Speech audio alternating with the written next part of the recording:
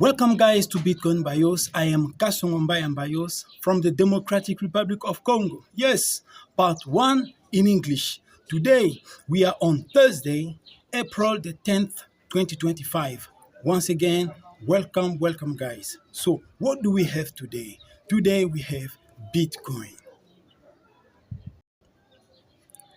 And in trading view, we have Bitcoin at 81,566 US dollars per Bitcoin.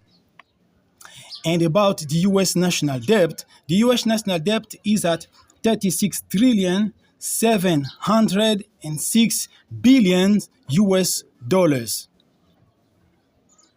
This is what we have for the US national debt. And what about the news? For the news, we have a war of tariffs.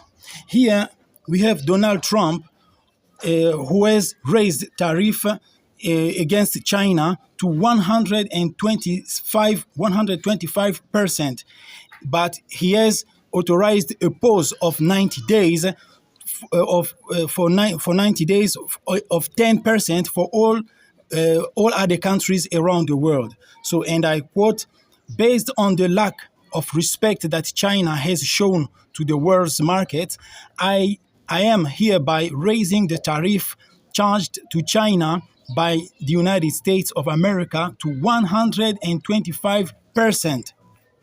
This is the tariff that the US through Donald Trump, Donald Trump has charged to China. So in first step, Donald Trump charged 34% against China, and China retaliated with 34% again.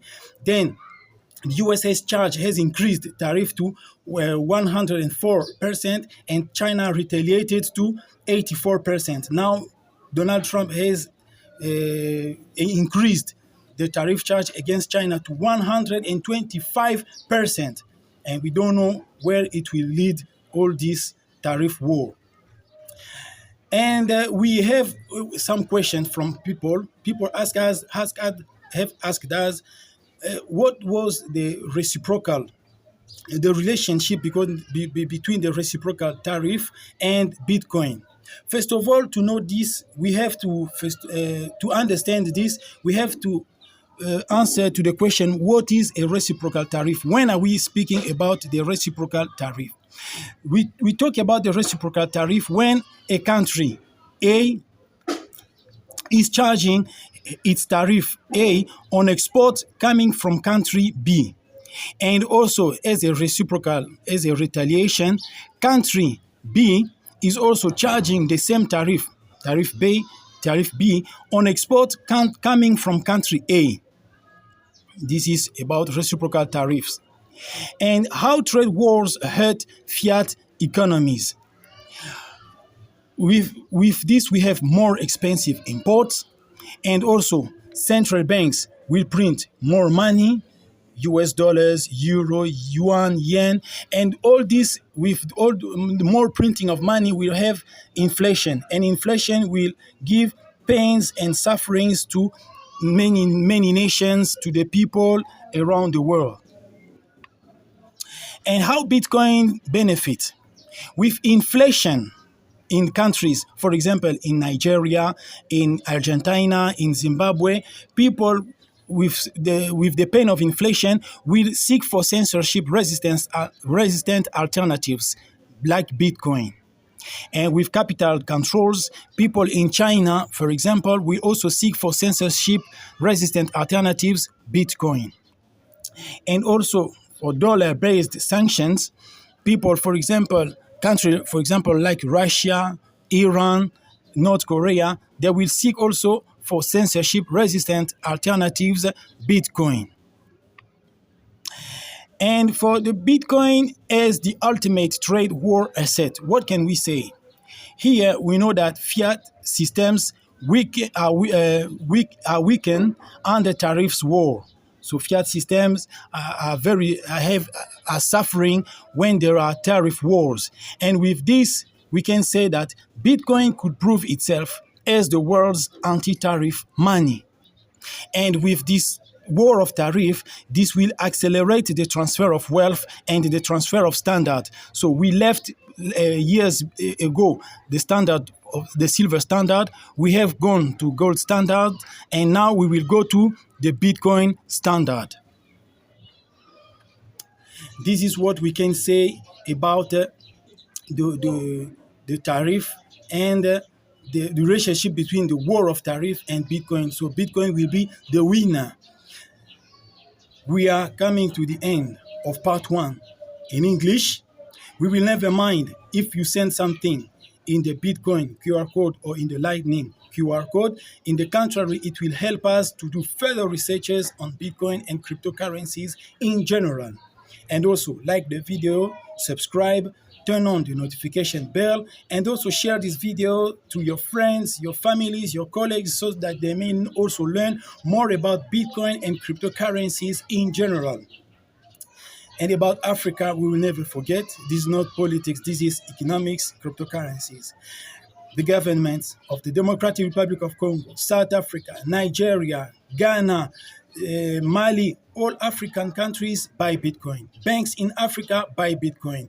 Institution, corporation, retail investors, businessmen in Africa buy Bitcoin, because we are going from US dollar, we are going from gold to Bitcoin. We are shifting the standard. We are leaving the gold standard, we are going to the Bitcoin standard. There is a transfer of wealth. Depending on your geographical locations around the world, we wish you good morning, good afternoon, good evening, and good night. This is the end of part 1. Now we are going to part 2 in French. Soyez les bienvenus, chers amis, sur Bitcoin Mbayos. Je suis Mbayos de la République démocratique du Congo, ouais, partie 2 en français. Aujourd'hui, nous sommes jeudi, le 10 avril 2025. Une fois de plus, nous vous souhaitons la bienvenue, chers amis. Ainsi, qu'avons-nous aujourd'hui? Aujourd'hui, nous avons le Bitcoin. Ainsi, sur TradingView, nous avons le Bitcoin à 81 566 $ américains par Bitcoin. Et pour la dette nationale américaine, la dette est à 36 706 milliards de dollars. Ça, c'est ce qu'on a comme la dette américaine. Donc, la dette américaine ne fait qu'augmenter. C'est ainsi que le Bitcoin n'a pas de plafond. Pourquoi? Parce que les pays impriment beaucoup de monnaies fiduciaires, les dollars, les yens, les euros. Et avec ça, le Bitcoin aura toujours de la valeur. Et quelles sont les nouvelles? À propos des nouvelles, nous avons la guerre des tarifs. Ici, Donald Trump vient d'augmenter le tarif contre la Chine à 125%. Mais Donald Trump a fait une pause pour tous les autres pays, une pause de 90 jours, donc de 90 jours, et avec un tarif seulement de 10%. Mais la guerre se poursuit avec la Chine, parce que Donald Trump, lorsqu'il a mis le tarif à 34%, la Chine aussi a répliqué à 34%. Les États-Unis, avec Donald Trump, ont augmenté à 104%. La Chine aussi a mis à 84%. Et les États-Unis ont augmenté maintenant à 125%. Pour la Chine, et les États-Unis ont mis une pause pour tous les autres pays. Pourquoi? Parce que les États-Unis, Donald Trump a dit que la Chine a manqué de respect aux États-Unis. Et on va lire ceci. Basé sur le manque de respect que la Chine a montré au marché mondial, ici, je me permets de charger à la Chine, à travers les États-Unis, les tarifs de 125%. De 125%. Donc, c'est à cause du manque de respect de la Chine, selon les États-Unis, que les États-Unis ont augmenté ces tarifs à 125%. C'est comme une punition. Et avec ça, qu'est-ce que nous pouvons encore dire? Nous avions eu des questions à propos de ces tarifs. Quel est le rapport qu'il y a entre les tarifs et les bitcoins? Pour cela, on doit d'abord expliquer c'est quoi les tarifs de réciprocité. Quand est-ce qu'on a les tarifs de réciprocité? Nous avons les tarifs de réciprocité lorsqu'il y a le pays A impose ces tarifs A aux exportations venant de pays B, et le pays B, en représailles aussi, impose ses propres tarifs B aux exportations venant du pays A. Et comment est-ce que, ici aussi, comment est-ce que les guerres commerciales nuisent aux économies fiduciaires? Ça nuit dans ce sens que les importations vont être plus coûteuses et les banques centrales vont imprimer beaucoup d'argent et avec cela, ça va entraîner l'inflation. Donc les monnaies comme les dollars, euros, yens, yuan, toutes ces monnaies vont avoir une grande inflation et cela va entraîner des douleurs et des souffrances à travers les pays et les peuples vont vraiment souffrir. Et comment est-ce que les bitcoins bénéficient de cette situation?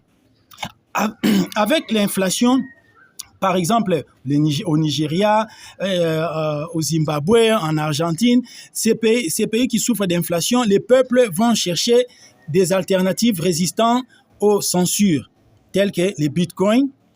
Et en concernant les capitaux, les contrôles des capitaux, comme en Chine, les peuples vont chercher encore des alternatives résistantes aux censures, les bitcoins.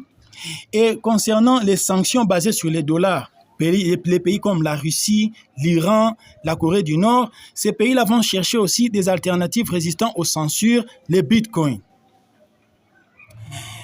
Et ici, nous avons les bitcoins comme l'ultime actif de la guerre commerciale. Avec ça, nous pouvons dire ceci, que les systèmes fiduciaires deviennent faibles pendant les guerres des tarifs.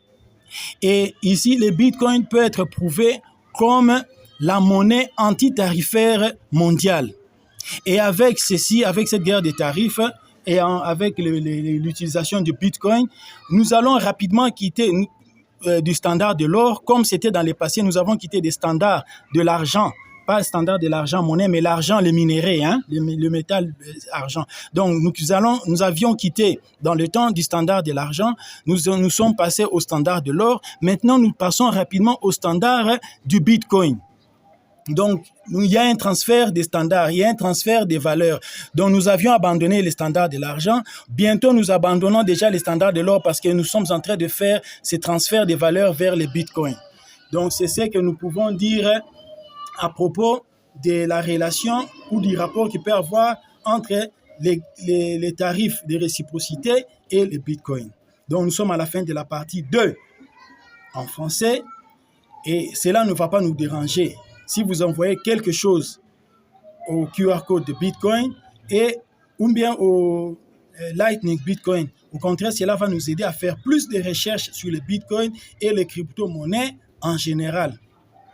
Et aussi, likez la vidéo, abonnez-vous, partagez cette vidéo à vos familles, vos amis, vos proches pour qu'eux aussi puissent apprendre sur le Bitcoin et les crypto-monnaies en général. Et à propos de l'Afrique, nous n'oublierons pas l'Afrique, ce n'est pas la politique, c'est la crypto-monnaie.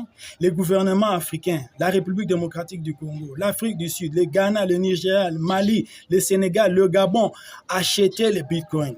Les gouvernements, les banques, les institutions, les corporations, les hommes d'affaires achetaient les bitcoins. Acheter les bitcoins, c'est tout ce que l'on peut vous demander. Dépendant de votre lieu géographique à travers le monde, nous vous souhaitons un bon matin, une bonne après-midi, une bonne soirée ou une bonne nuit. Merci et à la prochaine.